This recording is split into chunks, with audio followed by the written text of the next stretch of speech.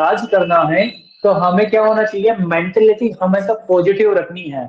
Mentality हमेशा कैसी होनी चाहिए, सकारात्मक होनी चाहिए।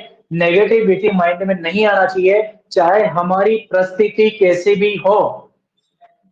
लेकिन फिर भी गलत चीजें दिमाग में नहीं आनी चाहिए। हमेशा संघर्ष करते रहो, आगे बढ़ते रहो, पीछे मत देखो।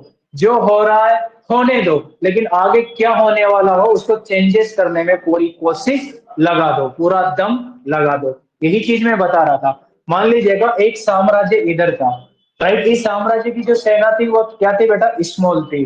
और यहाँ पर क्या आता है, बहुत बड़ा नाला आता है, ये वाला क्या है बेटा, यहाँ पे नाला आता है। और ये क्या है, पुल है। नाला नहीं, बड़ा समुद्र मान लीजिएगा, सी मान लो। और इधर बहुत बड़ा क्या है बेटा, साम्राज्य है, राइट। अब क्या होते हैं कि बॉर्डर में, सरहद में गुप्तचर होते हैं।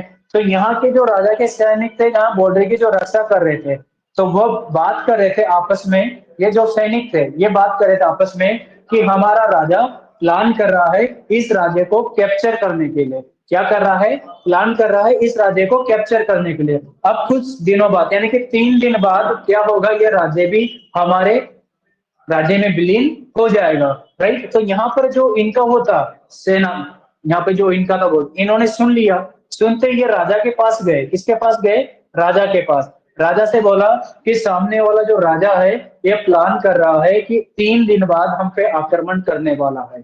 अब राजा परेशान, हैरान, मुसीबत में फंस गया राजा। राजा ने तुरंत क्या बुलाई, सभा बुलाई। और सभा बुलाने के बाद सबसे पूछा कि 3 दिन बाद वो जो राजा है वो हम पर आक्रमण करने वाला है। क्या करने वाला है, आक्रमण करने वाला है। हमारी सेना 1 मिनट भी उसकी सेना के सामने टिक नहीं पाएगी। 1 मिनट भी उसकी सेना के सामने क्या नहीं पाएगी, टिक नहीं पाएगी। तो अब ये राजा दुखी हो गया। लोगों से पूछा कि बताओ, सजेशन दो, क्या रास्ता निकाला जाए। तो सभी लोग हैरान, परेशान, मायूस कि हम तो मरेंगे, हम कुछ नहीं हो सकता है, 3 दिन बाद सबकी मौत आने वाली है, राइट। जब इनका एक जो मंत्री था, सेना का जो सेनापति था, उसने राजा से कहा कि राजा साहब, उपाय है मेरे पास। क्या है, उपाय है मेरे पास। कि क्या उपाय है, कि अभी उस राज्य पे आक्रमण किया जाए। अभी उस राज्य पे क्या किया जाए, आक्रमण किया जाए। राजा बोला, तेरा दिमाग खराब हो गया, उसकी सेना कितनी बड़ी है, और हमें आक्रमण किया ना तो हम 1 घंटे में नहीं टिक पाएंगे उसके सामने। मतलब ये समझो हम आत्महत्या कर रहे हैं।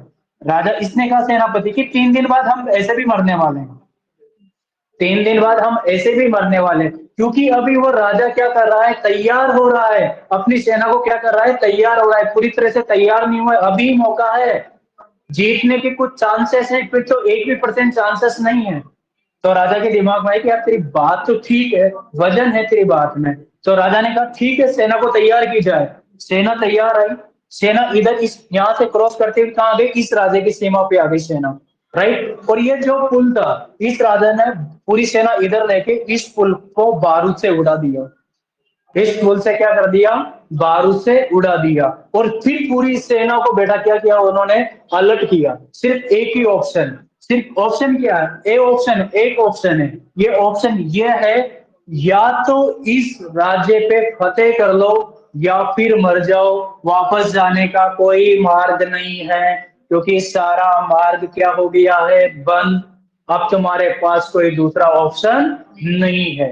और बेटा ये सेना पूरे मनोबल के साथ लड़ी, और इस राज्य की जो सेना थी भारी, वो उनको 1 मिनट में, यानी कि कुछ चंद घंटों के अंदर परास्त कर दिया। और इस राजा की क्या हो गई, विजय। इसलिए कहा जाता है कि सही समय का इंतजार मत करो, समय को ही सही कर दो।